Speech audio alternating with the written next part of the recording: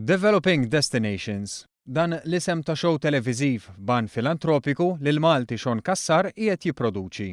Show li fih iżur pajjiżi li jkunu għadhom kemm għaddew minn xi diżastru naturali u hemmhekk iħares lejn il-ħajja u tbatija tar-residenti imma jħares ukoll lejn aspetti pożittivi fl-istess pajjiż.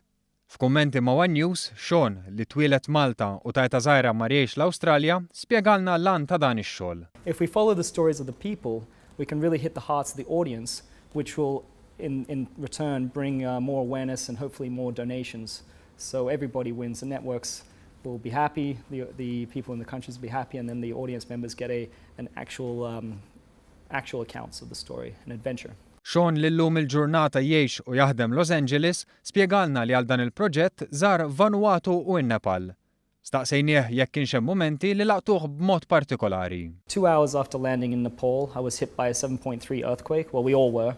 And we run outside the house. Our building was okay, but there's other buildings which had fallen down around us, and we had to obviously go and investigate, and that is what we do for the show. So for the next month, there was tremors every day, every night. I would keep my bag with my hard drives, which is the most precious thing because it has all the footage on it. I'll keep that by the window with the window slightly open so I could, if I needed to, go out the window and jump from the second story to get out. Żied jgħid li minkejja d-diżastri li dawn il-pajjiżi jgħaddu minnhom, xorta jibqgħu ġawwar li wieħed jista' u għandu jżur. You know, when you go there, you find out that it's not so dangerous. You know, yeah, there was a cyclone in Vanuatu. Nobody's going to come there for 2 years, maybe. But the fact is that they need tourism now more than ever. And the fact is, it's still beautiful. Half the country is hit, the other half isn't. And even if it is, it's still amazing, you know. So we want to try and promote the tourism so the people, the general public, realize that we can go there and we can go there for a fraction of the price too. Spjegalna li l-pass li jmiss għal dan il-proġett huwa li jsib fondi minn netwerk televiżiv biex joħloq episodji oħra, jifdi l-ispejjeż li ġġib magħha l-produzzjoni u jġib id-differenza li jixtieq f'dawn il-postijiet. Għal dan il-għan qed idaħħal il-produzzjoni tiegħu li l-ewwel waħda hija proprju dwar in-Nepal festivals tal-film.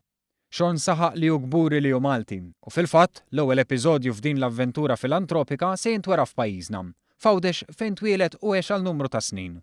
Fil-fatt kull min irid isegwi l-ewwel avventura tiegħu jista' jagħmel dan fil-Gozo Film Festival f'dan it-tmiem il-ġimgħa, proprju s-Sibt fit-3 ta' wara nofsinhar.